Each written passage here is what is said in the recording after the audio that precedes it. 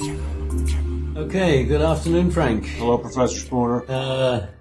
It seems as though the news changes in quality every week. There's a new range of things happening, and they're different from what happened the week before. Yes. And what's been happening this week is it's very strange in a number of ways. It's had me thinking of the iron law of oligarchy.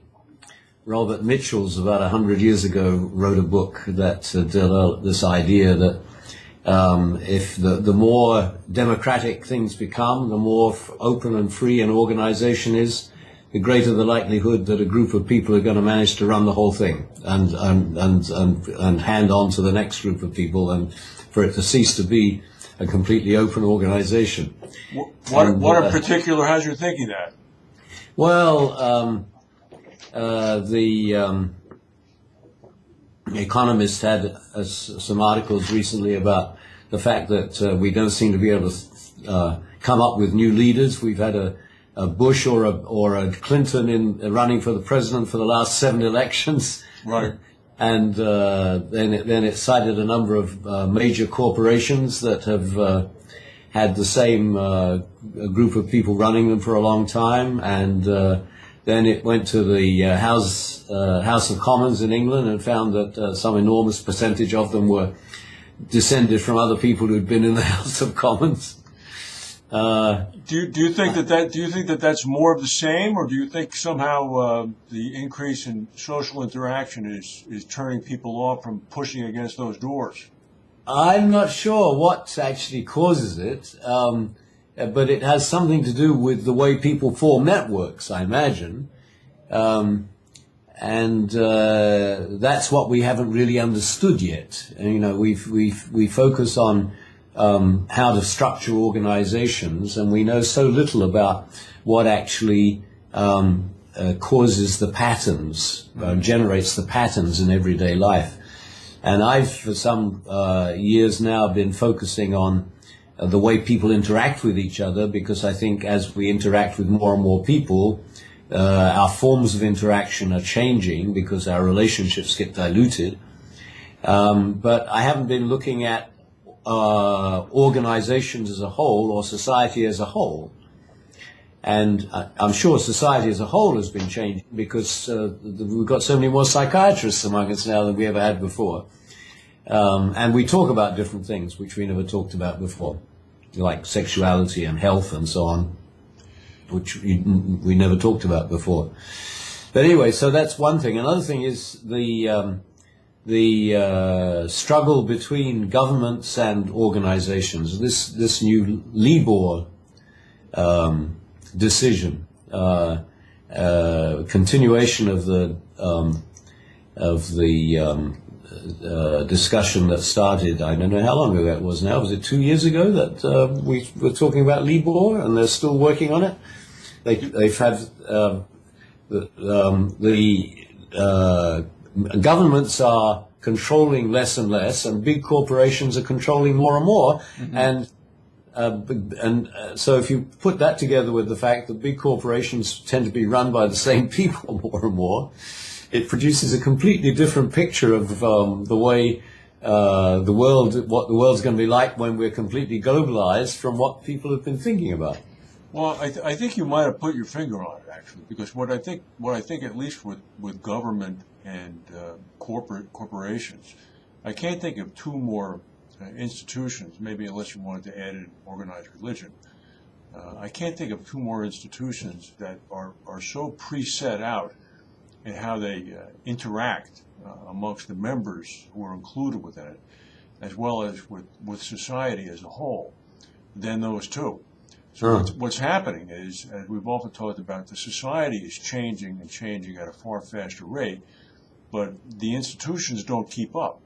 Now, in the instance of government and corporations, I think one of the symptoms of the falling behind of those two entities is the fact that new blood can't get in, or new blood is uninterested in getting in, or new blood is blocked from getting in, or the means of traditionally getting into government and corporations is anathema to new blood.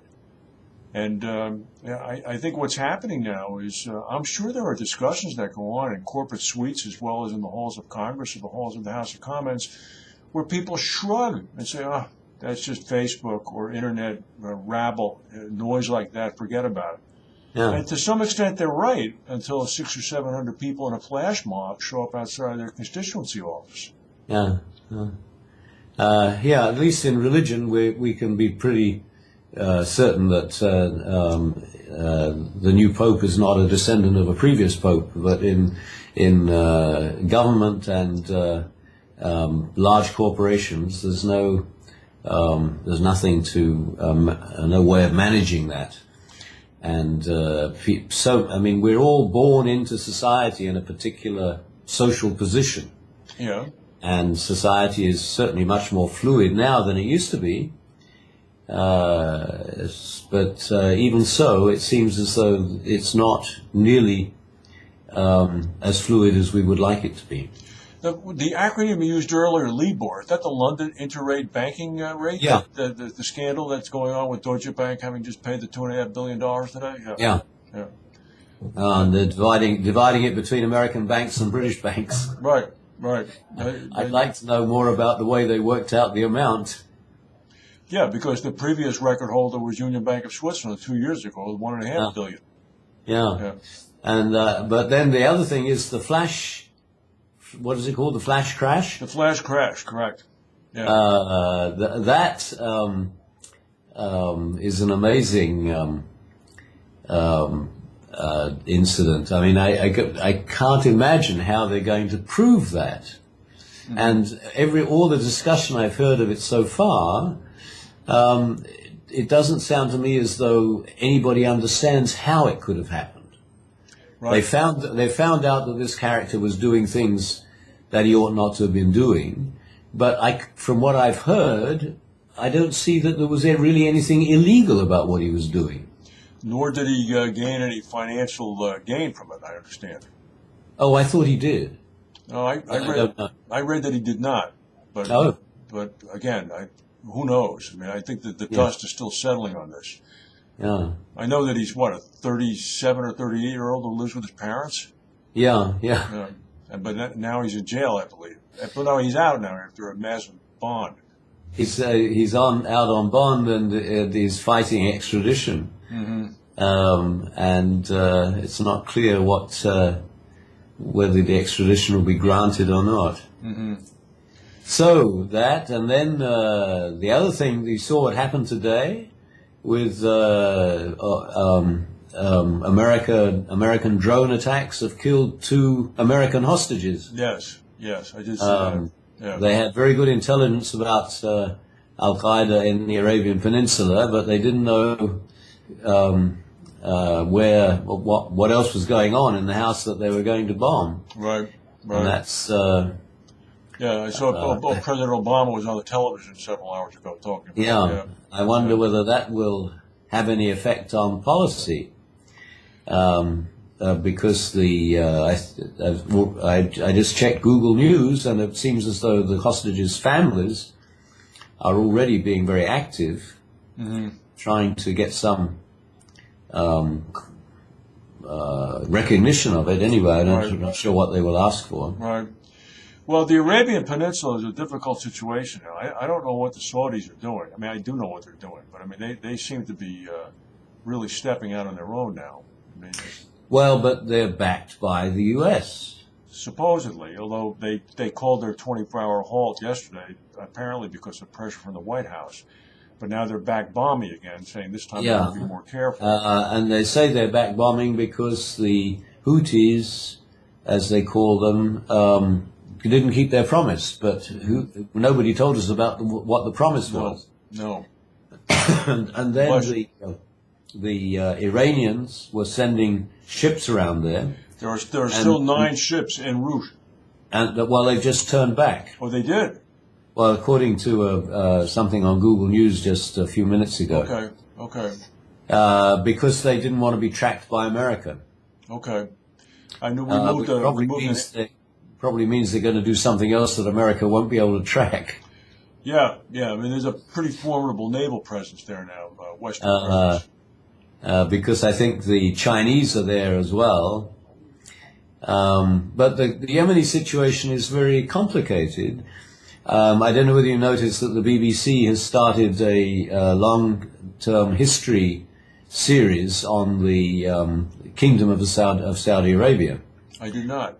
Going back, I think they started it in the 18th century, which was when the Wahhabi movement started, and explaining in careful detail just exactly how the Wahhabi movement and the ancestor of the Saudi monarchy got together in 100 years ago, and gradually turned it into the Kingdom of Saudi Arabia, which is not the whole peninsula, but a very large proportion of the total peninsula. But it was set up to be a Wahhabi state. Yes. And it's really quite an amazing political achievement, but it's very difficult to see how it can remain the same without changing. And it's very strange that America should be helping it to remain the same without changing, when the way it governs is not consistent with American values in any way. No. Whereas Yemen, which is the little state in the southwestern corner of the peninsula, has been the most urbanized, civilized part of the peninsula for the last 2,500 years, and it is a very interesting place, and was run as a monarchy, well, an imamate actually, by the Zaydi Shia up until 1963, when that regime came to an end. And it's had internal political problems since then, but the Saudis used to support Shia autocracy in Yemen. And now they're against the Houthis, who are the descendants of that governing group. So it's pretty clear what I suppose they think they want to support a Sunni state, but they may find themselves in more trouble supporting a Sunni state in Yemen, which the rest of the population may not agree with, than they would by helping the Shia maintain control. Well, God forbid establishing a Sunni state there. I mean, isn't that like sort of ISIS? Well, there's the relationship between KSA, as it's now being called, and ISIS is a little bit fuzzy. Yes, it is. Because there's not clear what all the wealthy members of the Saudi family are actually doing. There's a lot of Saudi financing of other things in other parts of the Middle East going on. Well, and why not? I mean, they had financed Al-Qaeda. Many of them had. Yeah. Now, the Bin Ladens are from Yemen. Yes. All right. Who obviously are Sunnis. Yes. And they had been working for the Saudis before they were selected to be sent on the behalf of the Saudis to Pakistan to help the Afghan Mujahideen, who were obviously Sunni. And then they didn't like the way the CIA, I mustn't get mixed up between Shia and CIA, I'm sorry. That'd be a twofer. You'd offend the both of them. Talked about the Muslims, and then they turned against the Americans, and that's where it all started. Anyway. Now, I also saw that the Chinese president Xi Jinping arrived in Islamabad with the balance of $46 billion on that economic project they're working on, the port of Godar. And according to The Economist, his family has been in Chinese government for several generations as well. Yes, of course, yes. Now, you raise a very interesting point, and it's totally soluble, I think, if people exercise the means that they have at their disposal. Well, the other thing that I've been thinking about, which is really part of this, we must come back to the Pakistani situation before we finish today, but just let me say that we've more or less decided that the most important part of the process of globalization is more and more people interacting with more and more people.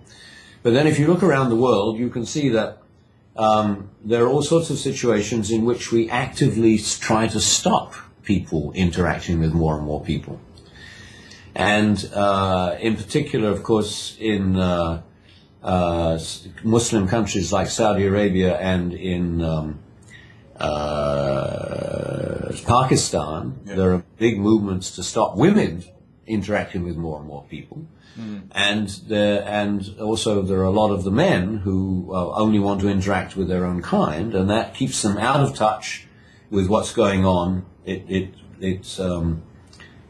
means that their level of awareness is not going to rise in the same way that will happen in other countries. And we do the same thing by putting people in jail. We stop them interacting with people. When we try to treat people who have psychiatric problems, one of the things we tend to do is to reduce their arena of interaction, which, and probably most of the psychiatric problems today have to do with problems of interaction. So I think this is something that needs to be understood much better and taken into account in all policy.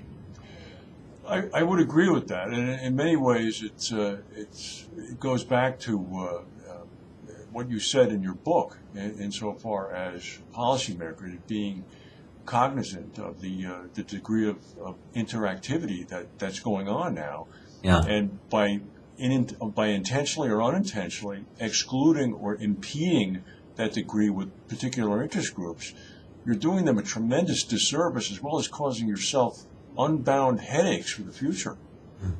But the Chinese are broadening the arenas of interaction everywhere. They are. In Africa and now in Pakistan. It's unfortunate that the main Chinese activity in Pakistan is in the southwest corner, the port city of Chabahar, which is a gorgeous place. And now they want to build the road from Chabahar, presumably up through the border into China into Xinjiang and to Kashgar, and then on to Beijing. So you'll be able to drive from Pakistan to China easily enough. But that is going to make, if the Pakistanis make it possible, it's going to be an amazing opening up of interaction in Asia, because Asia has always been separated between what could go on around the coast and what could go on through the center, but there's been no relationship between no easy interaction between the coast and the center. The problem with Pakistan, of course, is whether the Baluch the government of Pakistan has to come to terms with the Baluch, who would like to be an independent country. Mm-hmm.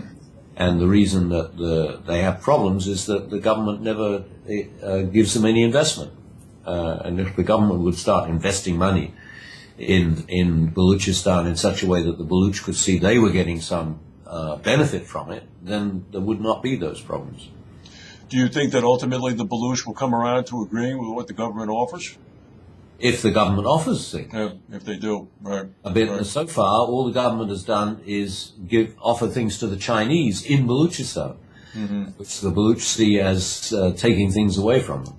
Well, certainly the Chinese are cognizant of that situation. Yeah. So presumably that would be a big breach of protocol if the Chinese begin to speak directly to the Baluch. Yeah. So, I just found it very interesting because what did you think of Shinzo Abe meeting with the Chinese in Indonesia?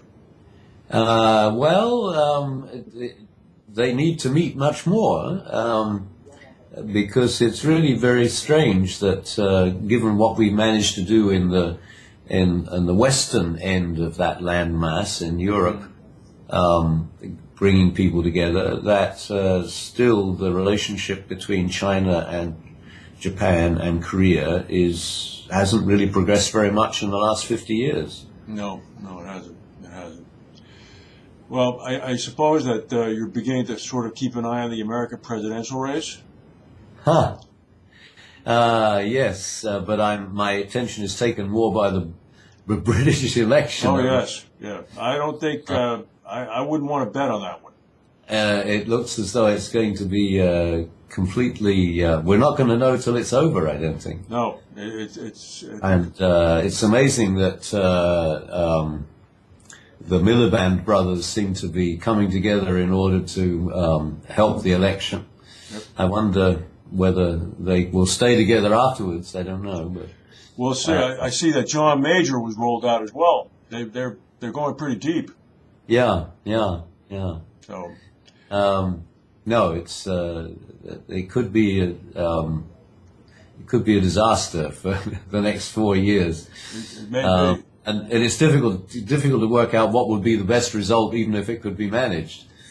I don't know that either would be any better than the other one, to be honest with you. And then I see Mr. Netanyahu just asked for and received more time to form his government. Yes, and that is really quite amazing as well. Yeah. I wonder what's going to happen there. Meanwhile, Iran is, I think, probably doing very well, managing the situation all around it quite successfully. But, of course, we won't really know until the end of June. Well, I did see some news, I think, yesterday that the optimism has been ramped up on the West, that there'll be productive talks leading to June. So we'll see. We'll see. Well, Professor, I hope you get over your spring cold. Thank you. And are back in the pink again when we speak next week. Which will be the 30th of April, yes. It'll still be spring. All right. All right. Thank you, Professor. Bye. Bye.